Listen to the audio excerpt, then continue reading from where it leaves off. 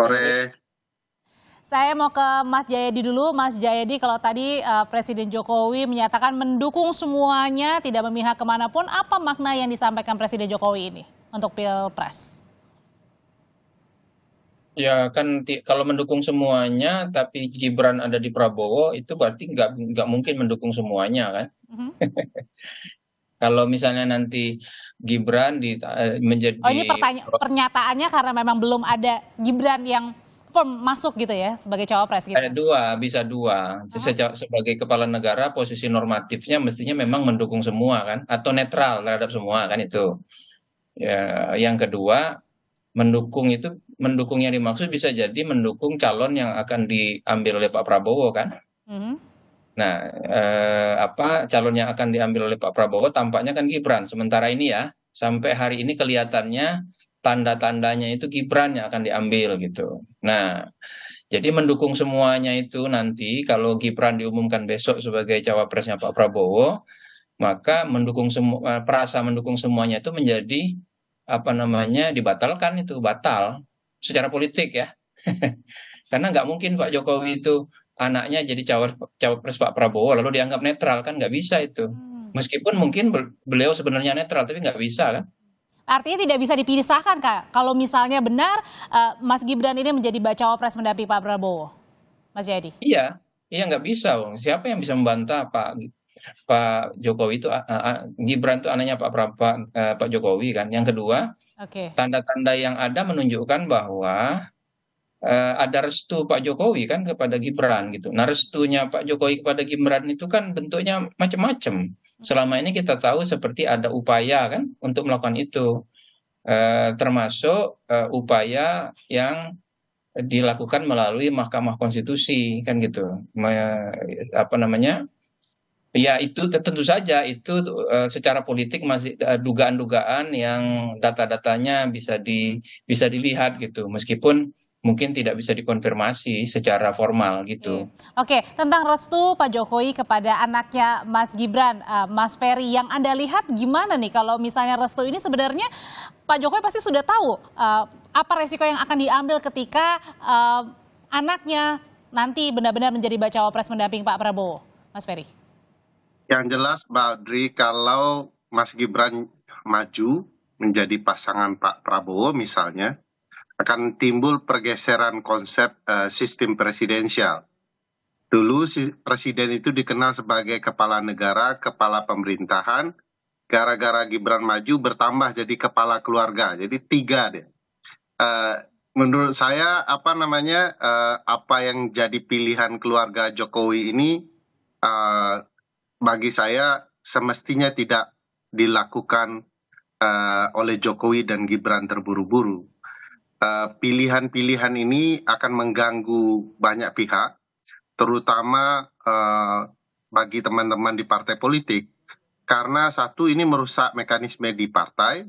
Harusnya proses kandidasi itu betul-betul membuka ruang bagi kader-kader terbaiknya yang berpengalaman, yang sudah bekerja habis-habisan bagi partai. Dalam catatan kita semua, Gibran itu kan pemain baru di partai ya, yang kemudian dia baru ditugaskan menjadi wali kota. Tiba-tiba ada banyak fase yang harus dia lewati, tidak hanya fase di partai, tapi juga fase dalam penyelenggaraan pemerintahan. Artinya tidak sehat dari sisi manapun? Ya, sulit untuk dipungkiri bahwa ini bagian dari jejak tangan Pak Presiden Jokowi untuk memuluskan sehingga fase-fase itu terlewati, baik di partai maupun dalam proses penyelenggaraan negara. Bagi saya ini terburu-buru yang juga bahaya bagi keluarga Jokowi, kecuali mereka berpikir ada yang mereka khawatirkan, bahwa kinerja-kinerja mereka selama ini bukan tidak mungkin diintai oleh lawan-lawannya. Jadi kalau dia tidak berkuasa lagi, mereka khawatir ini akan menjadi bola panas berikutnya setelah lengser dari kekuasaan. Tapi saya pikir beginilah, presiden juga harus sadar bahwa jarang sekali mantan presiden keluarganya itu diganggu setelah mereka turun dari kekuasaan. Ya, ini yang perlu diketahui oleh presiden. Kalau presiden mendengar pembisik-pembisiknya memang akan lain ya. akan ada penyampaian-penyampaian yang memungkinkan presiden berpikir ini kekuasaan harus tetap dilanjutkan, terutama melibatkan anaknya. Oke. Saya pikir politik dinasti jadi isu yang sangat sentral di proses pencalonan Gibran ini. Oke, Mas Jayadi, besok kan ada deklarasi ya dari Koalisi Indonesia Maju mengundang Mas Gibran. Meskipun kita nggak tahu nih mengundang ini dalam kapasitas apa makna dari yang bisa dilihat Mas Jayadi dengan mengundang Mas Gibran? Iya, bisa macam-macam, tapi yang tidak bisa yang pertama pasti itu dikaitkan dengan posisi Gibran yang sudah dicalonkan oleh Golkar kan gitu. Golkar itu partai kedua terbesar, atau sebetulnya kalau dari segi jumlah kursi partai terbesar di Koalisi Indonesia Maju ya, jumlah kursi di DPR. Jadi mengundang Gibran itu dalam kapasitasnya tidak mungkin dalam kapasitas sebagai kader PDIP kan. Pasti kapasitasnya itu minimal 3 kapasitasnya itu diundang. Besok itu 1 sebagai cawapres yang dari Golkar, 2 sebagai wali kota, bisa juga, 3 sebagai anaknya Presiden Jokowi, kan gitu. Nah, dari 3 itu kita tanyakan ya, sebenarnya kapasitasnya apa? Sudah bergabung bersama kami sore ini dengan Sekjen PAN, Mas Edi Suparno. Mas Edi, sore. Selamat sore semuanya. Mas Edi, jadi langsung aja nih, kalau besok Mas Gibran diundang di deklarasi, apakah ini artinya semakin firm, fix bahwa Mas Gibran yang terpilih menjadi bacawa pres? PAN rela? Pertama saya mau sampaikan bahwa dari awal kita sudah menyepakati ketika bergabung bersama Koalisi Indonesia Maju, bersama Koalisi Pak Prabowo, bahwa pembahasan terkait cawapres itu akan kita bahas di dalam sebuah forum bersama para ketua umum, di mana forum itu dipimpin oleh Pak Prabowo. Meskipun partai-partai ketika itu mengusulkan berbagai nama, misalnya Golkar mengusulkan Pak Erlangga, yang kemudian tentu sudah tidak relevan lagi sejak adanya hasil Rapimnas kemarin sore. Kemudian juga Pak BBB mengusulkan Pak Yusril, dan PAN mengusulkan Pak Erick Thohir. Tetapi kita sepakat bahwa berbagai nama yang menjadi usulan itu akan kita kemudian dalam tanda petik letakkan di atas meja untuk kemudian dibahas bersama-sama oleh para ketua umum. Nanti kita akan membicarakan ini secara terbuka dengan tujuan adalah mencari musyawarah mufakat. Mufakatnya juga bulat. Tapi kalau masih musyawarah besok, kenapa langsung mengundangnya Mas Gibran? Ini kapasitasnya sebagai apa, Mas Edi, besok? Begini, kita malam ini saya kira juga teman-teman media sudah tahu, karena memang teman-teman media sangat terinform terhadap perkembangan yang ada. Malam ini rencananya forum ketua umum itu akan dilaksanakan, untuk memutuskan siapa yang akan menjadi calon wakil presiden. Nah, jadi saya kira ketika calon wakil presiden sudah diputuskan malam ini, siapapun yang akan dideklarasikan besok, yaitu adalah hasil kesepakatan para ketua umum itu. Jadi apakah nanti yang hadir adalah atau yang dideklarasikan adalah Mas Gibran ataupun nama lain, saya kira itu adalah menunggu hasil dari pembicaraan kita pada malam hari ini. Kalau misalnya malam hari ini penentuannya, nah kemarin kan Mas Gibran sebelum ke Golkar juga ketemu Pak Zulhas nih. Nah ini minta restu. Silaturahim politik kan selalu kita anggap positif, apapun maksud dan tujuannya. Jadi yang dilaksanakan oleh Mas Gibran, ya karena memang beliau sudah sering disebut-sebut di dalam berbagai media, dalam berbagai pembicaraan diskursus tentang Pak Cawapres ini, apalagi dan itu dilakukan Mas Gibran tidak hanya pada PAN, tetapi pada seluruh partai-partai di dalam Koalisi Indonesia Maju. Saya kira tujuannya itu baik ya. Apakah kemudian nanti Pak Mas Gibran akan diputus menjadi cawapres dari Koalisi Indonesia Maju? Ya malam inilah kita akan tentukan. Saya kembali ke Mas Ferry. Mas Ferry, kalau tadi kan ada beberapa tadi kalau Mas Edi bilang ya, di PBB ada diusulkan Pak Yusril, kemudian PAN juga ada Mas Erick Thohir, ada Pak Erlangga juga di Golkar. Tapi kalau misalnya Mas Gibran yang jadi pilihannya bacawa pres Pak Prabowo, gimana sistem demokrasi di dalam koalisi parpol? Tapi usai jeda nanti Bapak-Bapak akan menjawabnya. Tetaplah bersama kami di Kompas Petang.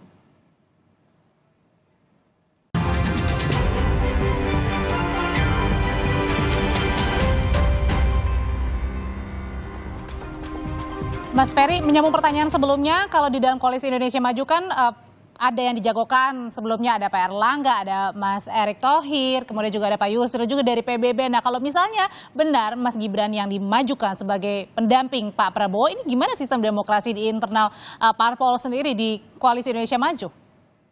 Ya, di buku yang kami tulis soal pembaruan partai politik di Indonesia, ada satu hal yang menjadi masalah serius di partai kita, yaitu soal kandidasi. Nah, kalau kemudian Gibran maju, ini tambah rusak proses kandidasi di internal partai. Saya mohon maaf, misalnya Mas Edi Suparno ini sudah dikenal sebagai figur di partai. Terkenal dengan kapasitasnya, kemampuan bahasa Inggris yang dipuji-puji orang dan segala macam. Orang-orang yang bekerja seperti ini dilewati, diterabas begitu ya. Belum lagi yang mungkin senior di atas Mas Edi, yang sudah bekerja habis-habisan demi partai, ini dilewati semua. Bayangkan mekanisme internal partai politik kita dirusak, kaderisasi dirusak oleh proses ini. Mestinya ini yang perlu disadari oleh partai koalisi. Bukankah di antara partai-partai koalisi Indonesia Maju itu masih banyak figur-figur mumpuni yang misalnya bisa disodorkan ke depan untuk kemudian memperbaiki proses kandidasi yang lebih baik. Jangan kemudian Gibran dimajukan karena apapun alasannya, orang pasti tahu bahwa pilihan atas Gibran adalah pilihan atas Presiden Jokowi.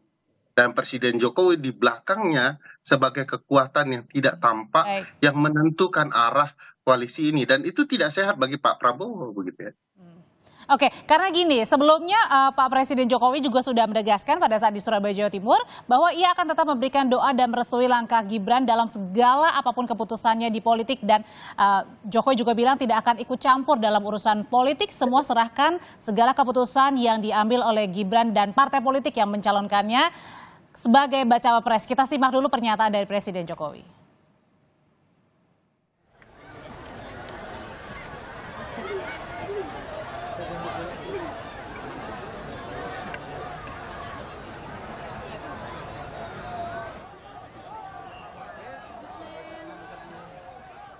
Ya, bukan hanya Presiden Jokowi tapi Ganjar sebagai baca pres dan juga Mahfud ini minum jamu bersama dengan keluarga dan tim pemenangan setelah jalani tes kesehatan soal kemungkinan Gibran jadi bakal cawapres Prabowo. Ganjar bilang semuanya punya hak.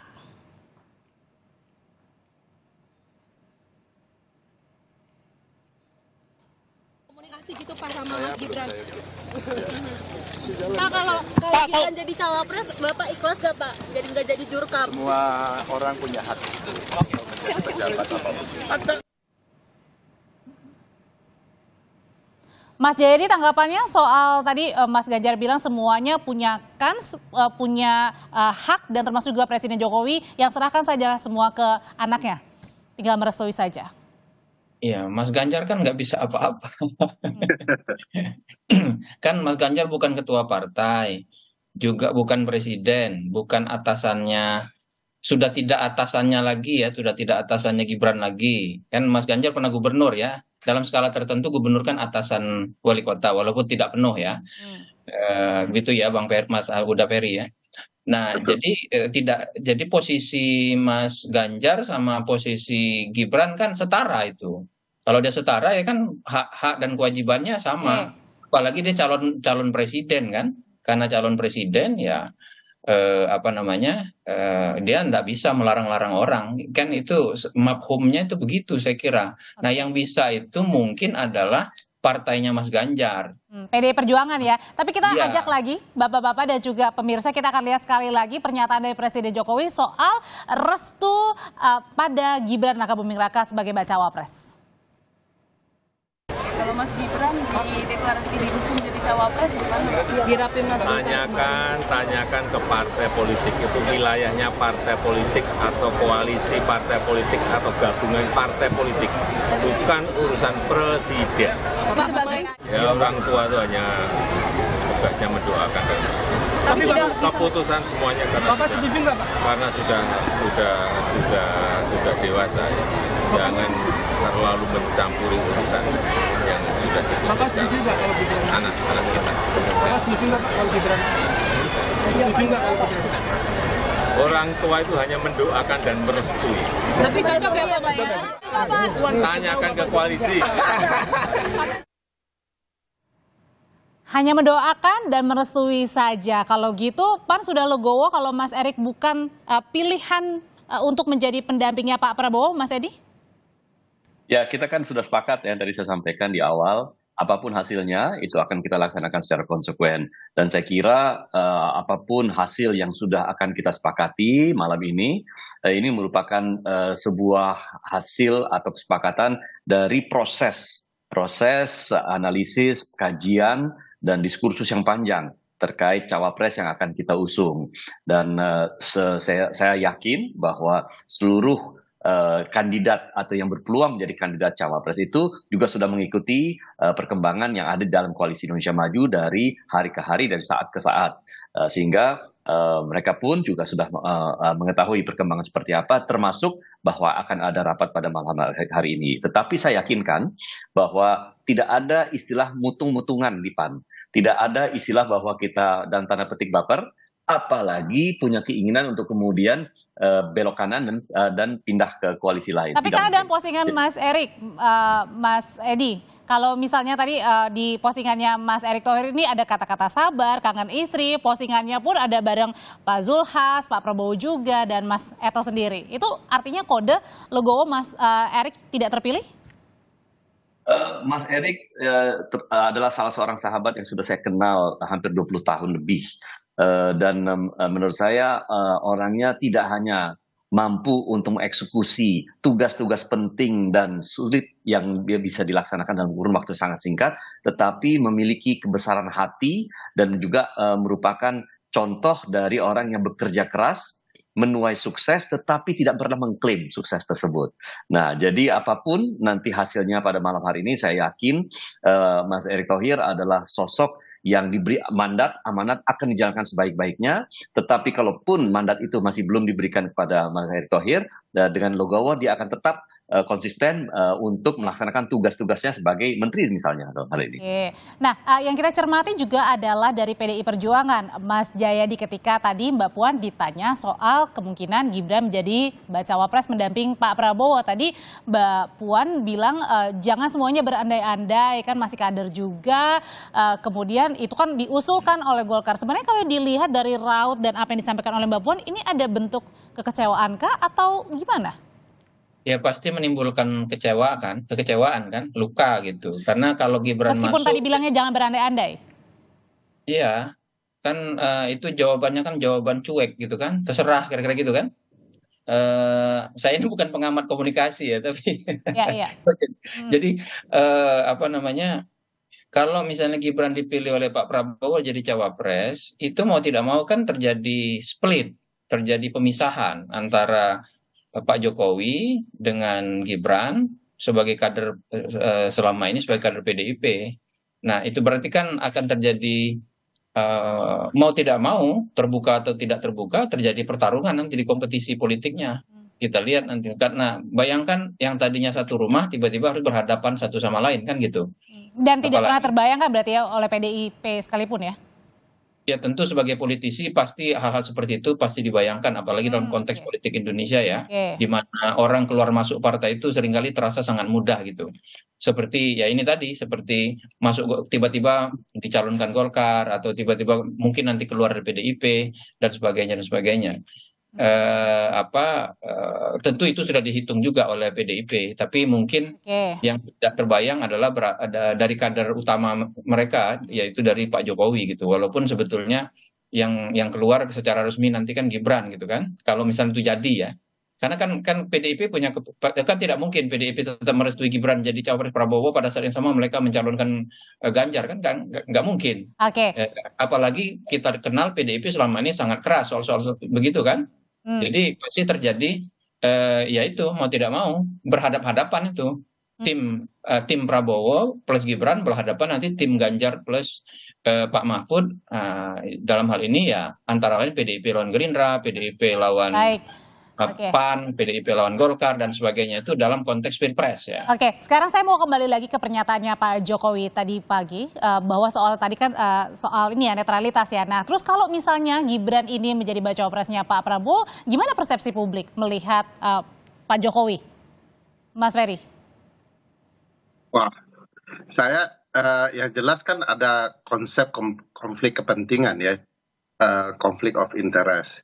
Dan itu di dalam Undang-Undang 28 tahun 99 harus dijauhi oleh seluruh penyelenggara negara termasuk presiden.